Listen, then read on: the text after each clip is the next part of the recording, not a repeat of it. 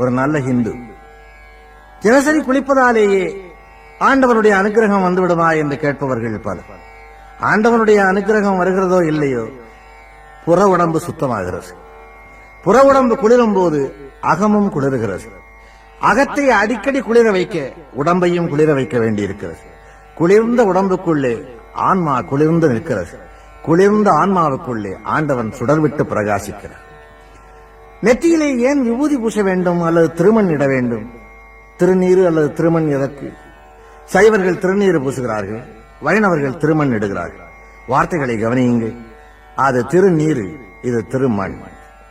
கல்யாணம் ஆகாதவர்கள் இறந்து போனால் அவர்களுடைய உடலை பூமிக்குள்ளே புதைக்க வேண்டும் என்பது இந்துக்களுடைய விதி.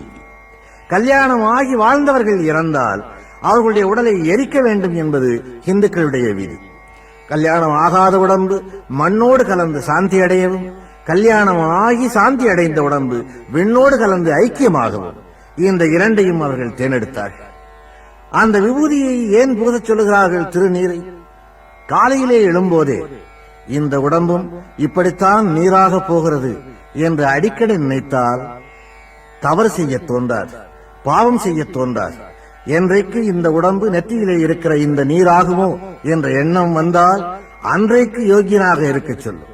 ஒரு நாளோடு பூசி விட்டு விட்டால் ஒரு நாள் மட்டும்தான் நீ யோகியனாக இருக்க முடியும். தினசரி நீ பூசிக்கொண்டே இருந்தால் தினசரி யோகியனாக இருக்க முடியும். திருமண் என்றது ஏன் அழைக்கிறார்கள் என்றால், இது மண்ணாகவும் போகக்கூடும் என்பதாலேதான். ஒன்று மண்ணாகலாம் அல்லது நீராகலாம் என்பதாலேதான்.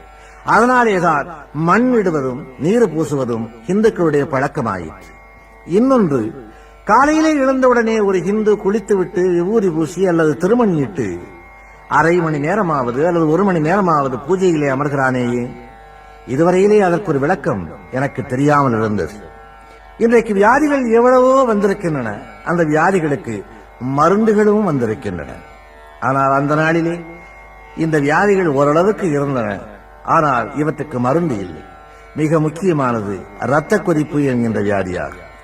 இந்த இரத்த கொதிப்பு வியாதிக்கு மருந்தே இல்லை 25 ஆண்டுகளுக்கு முன்னால் வரை.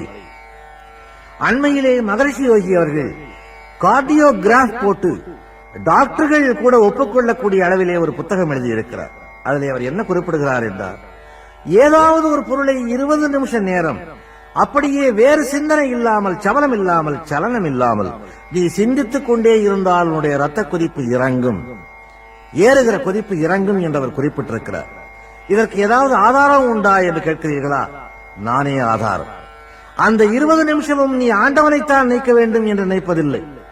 உன் புத்தி குரங்கை நினைக்குமானால் அதை நினைக்கலாம், வேறு புத்தகத்தை நினைக்குமானால் அதை நினைக்கலாம். ஏதாவது ஒன்றைத்தான் அந்த 20 நிமிஷம் நினைக்க வேண்டும். அந்த ஒன்றையே பற்றி ஒன்றையே தொடர்ந்தால் அந்த 20 நிமிஷத்திற்குள் ரத்த கொதிப்பு இறங்கி விடுகிறது. அதனாலேதான் அந்த ஒன்று ஆண்டவனாக இருந்தால் கொதிப்பும் இறங்கும், கடைசி காலத்திற்கு புண்ணியமும் கிடைக்குமே என்று இந்துக்கள் தியானத்திலே அமர்கிறார்.